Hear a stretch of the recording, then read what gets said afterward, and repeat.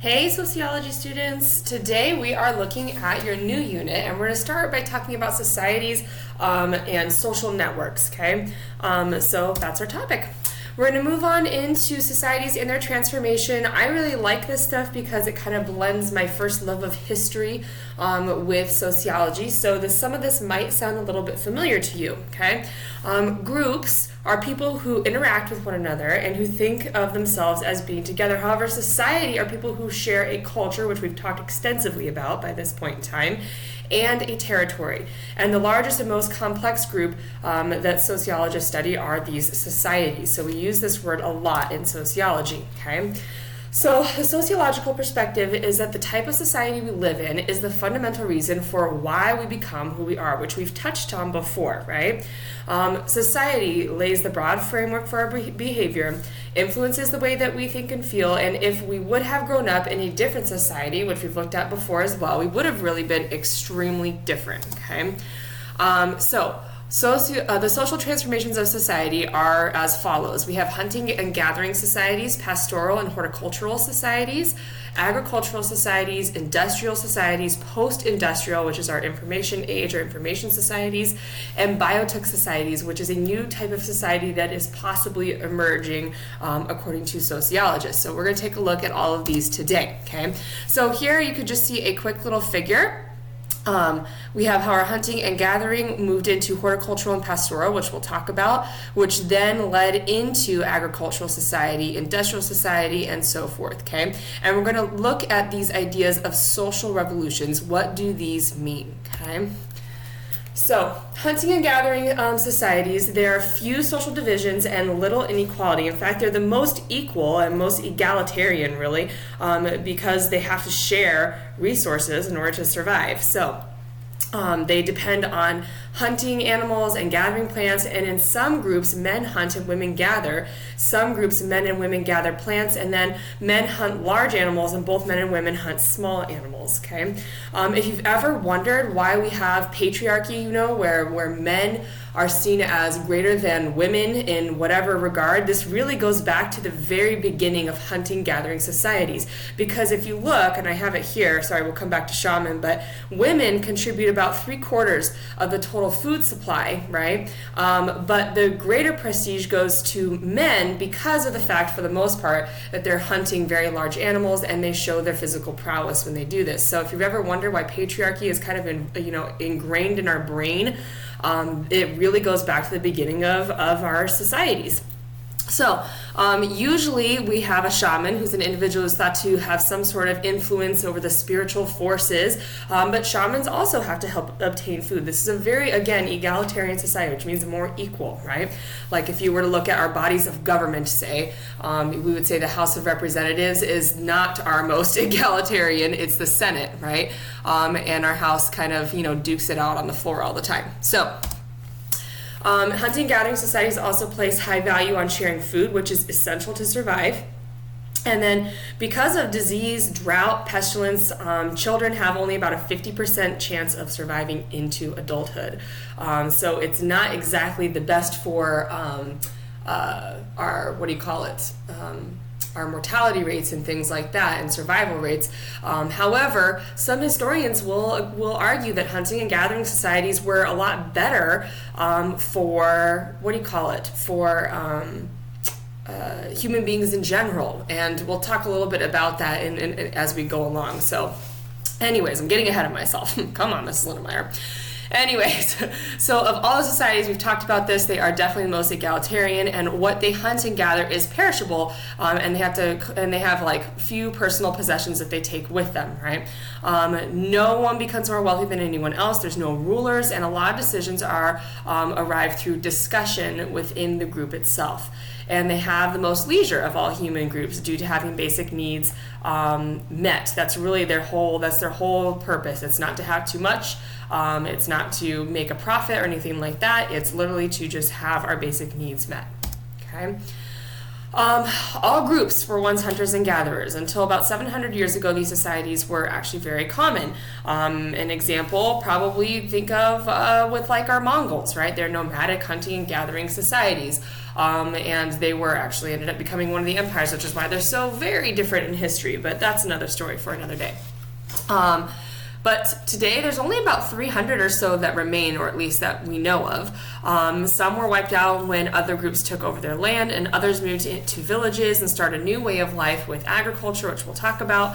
And if you want to look at some examples, we have like the Pygmies of Central Africa, Aborigines of Australia, and then various groups in South America, especially in our rainforest regions. Okay, so pastoral and horticultural societies.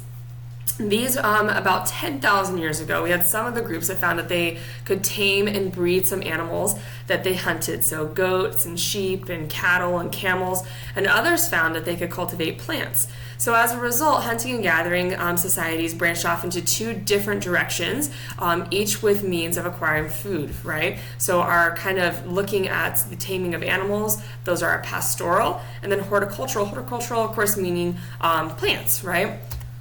So, yeah, I had to go there. I'm so sorry, but whenever I think of pasturing of animals, I think Cusco, right? Cuscotopia, because like our, Peruvians using llamas and alpacas are seen in the Americas. In fact, they're some of the only pastured animals in the Americas, but whatever. Okay, again, going a little backwards. So pastoral societies are based on the pasturing of animals. Pastoral, which is herding societies, developed in regions where low rainfall made it impractical to build a life around growing crops. So you may remember from history classes that agriculture began around our river civilizations, but if there is some place where there's low rainfall and we don't really have a river in order to help us with agriculture, it was very difficult.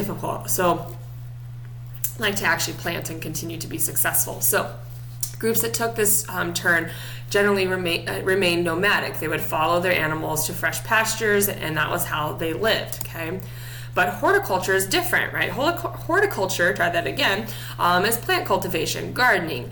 And they're based on gardening by the use of hand tools, and they stay put and they develop permanent settlements, right? And we call the domestication of animals and plants the first social revolution, okay? We use these terms to talk about changes in the way that we're going to see society from here on out, okay? And the domestic revolution really ends up changing human history altogether, which we'll talk about, okay?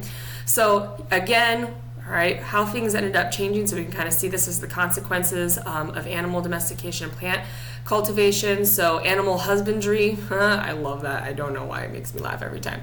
And plant cultivation go here to more dependable food supply. Then there's a food surplus. Then there's larger human groups, division of labor. Okay, this probably sounds familiar if you've taken a history class before. Trade, accumulation of objects, feuds and wars, slavery, social inequalities, inherited wealth. Can you see why? I mean, I don't even have to go through the rest of this. Can you see why some historians say that actually it was better when we were hunting and gathering? Okay, because look at some of the stuff that we get into because we develop more complex societies. Okay, we'll talk a little bit more about it as we go. So there were some serious consequences. First, there's more dependable food supply, which is good, but now there's going to be people staying alive, right?